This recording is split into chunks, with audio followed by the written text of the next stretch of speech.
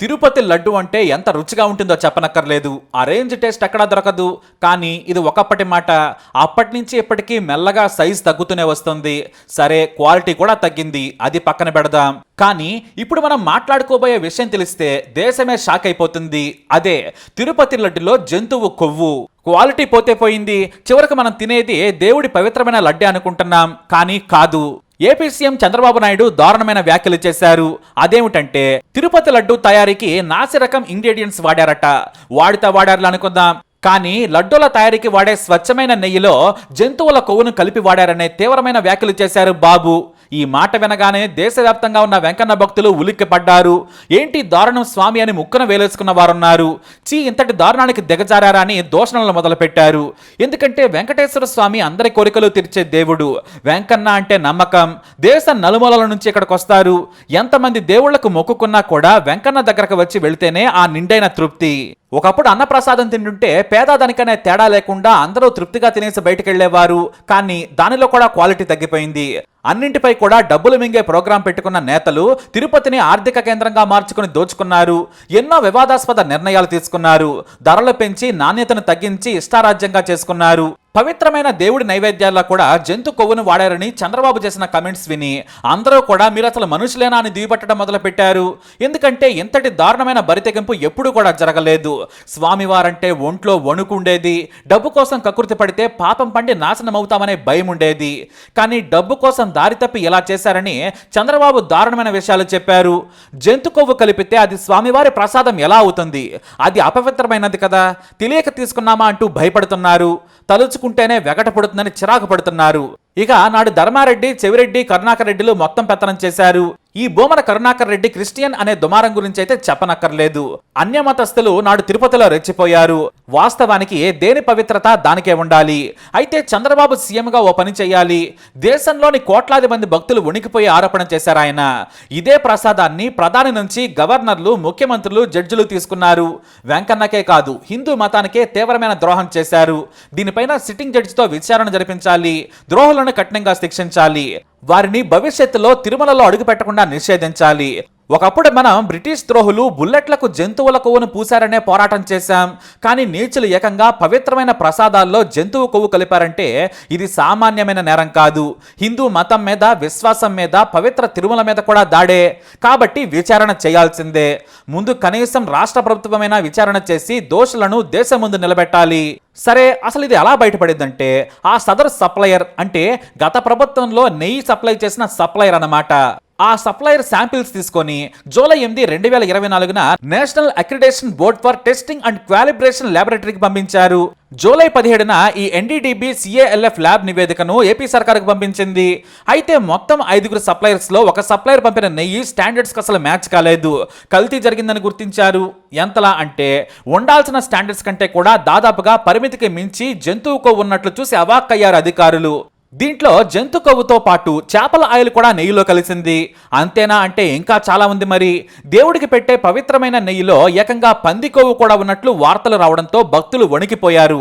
ఇవి మాత్రమే కాదు, పామ్ ఆయిల్, ఆలివ్ ఆయిల్, గోధుమ బీన్, మొక్కజొన్న, పత్తి గింజల నూనె ఆనవాళ్లు కూడా బయటపడ్డాయి. అంటే మొత్తానికి మొత్తం దారుణమైన నెయ్యితో అన్నప్రసాదాలు చేశారన్నమాట. ఈ నివేదిక సాధారణ సంస్థ ఇవ్వలేదు. కేంద్ర ప్రభుత్వం ఆధ్వర్యంలో నడిచే ఎన్డీడీబీ సిఏఎల్ఎఫ్ ల్యాబ్ ఇచ్చిన నివేదిక. నాడు నెయ్యి కొనుగోళ్లలో నాణ్యత పాటించలేదని టీడీపీ ఆరోపిస్తోంది. ప్రపంచం మొత్తం మన దగ్గరకు వస్తుంటే ఆ పవిత్రతను మనమే కాపాడాలి. అలాంటిది పంది, జంతు కొవ్వు, విత్తనాల నుంచి తీసిన ఆయిల్ ఇలాంటివన్నీ కూడా కలిపి అపవిత్రం చేశారని ఫైర్ అవుతున్నారు సీఎం. ఈ నెయ్యి సప్లై చేసిన సదరు సంస్థను వెంటనే బ్లాక్ లిస్ట్ చేసింది టీటీడీ. అలా ఈ జంతువుల కొవ్వు పంపిన విషయం బయటపడింది. వాస్తవానికి కర్ణాటక సర్కారుకు చెందిన నందిని కంపెనీ చాలా ఏళ్లుగా నెయ్యి సప్లై చేస్తుంది. కానీ ధర విషయంలో విభేదాలు రావడంతో మామూలు సప్లయర్స్ నుంచి నెయ్యిని స్వీకరించింది నాటి ప్రభుత్వం. అదే కొంప ముంచింది. బాబు సీఎంగా వచ్చిన తర్వాత మళ్లీ నందిని నెయ్యి తీసుకుంది టీటీడీ. ఒకేసారి 350 టన్నుల నెయ్యి సరఫరాకు అగ్రిమెంట్ చేసుకుంది. ఇప్పటికే కర్ణాటక సీఎం సిద్ధరామయ్య ఈ నెయ్యిని తిరుమల లడ్డు ప్రసాదం కోసం పంపే ట్యాంకర్లకు జెండా ఊపి మరీ పంపించారు. ఈ నందిని నెయ్యి దేశవాళీ ఆవు పాలతో చేసే స్వచ్ఛమైన నెయ్యి అని సీఎం కితాబిచ్చారు. మంచి నెయ్యితో స్వామివారికి ప్రసాదం పంపితే భక్తులకు కూడా బాగుంటుందని మళ్లీ నందిని నెయ్యిని తీసుకుంటున్న టీటీడీకి ఆయన కృతజ్ఞతలు తెలియజేశారు. వాస్తవానికి ఈ లడ్డూ తయారీకే కాదు, స్వామివారికి ఇచ్చే 50 రకాల ప్రసాదాల తయారీకి నెయ్యి ఎంతో ప్రత్యేకం. స్వామివారికి మేగడ, వెన్న, పెరుగుతో తయారు చేసిన ప్రసాదం ఇస్తారు.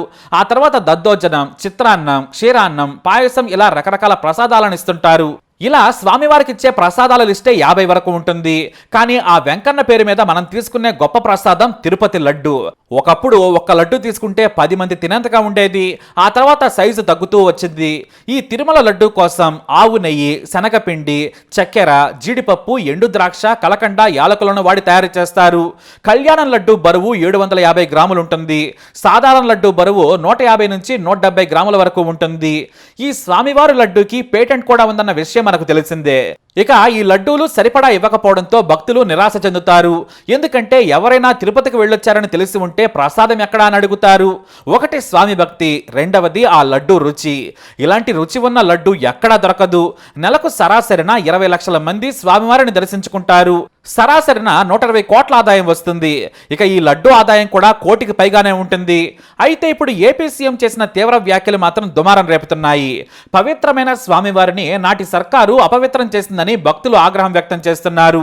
అయితే బాబు వ్యాఖ్యలను ఖండిస్తున్నారు నాటి టీటీడీ చైర్మన్ బొమ్మన కరుణాకర్ రెడ్డి. ఎందుకంటే అందరూ ఆయన వైపే చూడటంతో ఆయన స్పందించారు. తిరుమల శ్రీవారి ప్రసాదాల మీద బాబు చేసిన ఆరోపణలు అవాస్తవం, విష ప్రచారం చేసేవారిని స్వామివారు శిక్షిస్తారని ఫైర్ అయ్యారాయన. చంద్రబాబు నీచ రాజకీయాలకు ఇది పరాకాష్ట అన్నారు. కోట్లాది మంది హిందూ భక్తుల మనోభావాలకు సంబంధించిన అంశంపై విష ప్రచారం చేయొద్దన్నారు. లడ్డూ తయారీకి ప్రత్యేకమైన పకడ్బందీ వ్యవస్థ ఉంది. దాని ప్రకారమే ప్రసాదం తయారవుతుంది. దీంట్లో ఎవరి జోక్యం ఉండదన్నారు. 2014 నుంచి 2019 వరకు అంటే బాబు సీఎంగా ఉన్నప్పుడు నెయ్యి సరఫరా చేసిన కంపెనీలే మా హయాంలో కూడా సప్లై చేశాయి. ఆయనది నీచ రాజకీయం, వెంటనే బాబు వెంకటేశ్వర స్వామి పట్ట ముందు క్షమాపణలు కోరాలని డిమాండ్ చేశారు ఆయన. అంతేకాదు అన్యాయంగా అబాండాలు వేస్తే సర్వనాశనం అవుతారని శపించారు బొమ్మన. మరోవైపు రాజకీయాలకు తిరుమలను వాడుకోవడం దుర్మార్గమని మరో మాజీ చైర్మన్ వైవి సుబ్బారెడ్డి విమర్శించారు. రాజకీయ లబ్ధి కోసం చంద్రబాబు వెనకాడరు, ఎంత స్థాయికైనా దిగజారుతారన్నారు. దేవుని సాక్షిగా ప్రమాణానికి సిద్ధంగా ఉన్నాం, మీరు మీ కుటుంబంతో ప్రమాణానికి సిద్ధమా అని వైవి సుబ్బారెడ్డి సవాల్ విసిరారు. వరద బాధితులను ఆదుకోవడంలో విఫలమైన చంద్రబాబు ప్రజల దృష్టిని ఎలా మళ్లించేందుకు అబద్ధాలాడుతున్నారని ఆరోపించారు. అయితే తిరుమల లడ్డూని, దేవుడిని, ప్రసాదాన్ని రాజకీయాలకు వేదిక చేయడం మంచి సంప్రదాయం కాదు. చంద్రబాబు నాయుడు సీఎంగా ఉన్నారు, వారి ఎన్డీఏ సర్కార్ కేంద్రంలో ఉంది.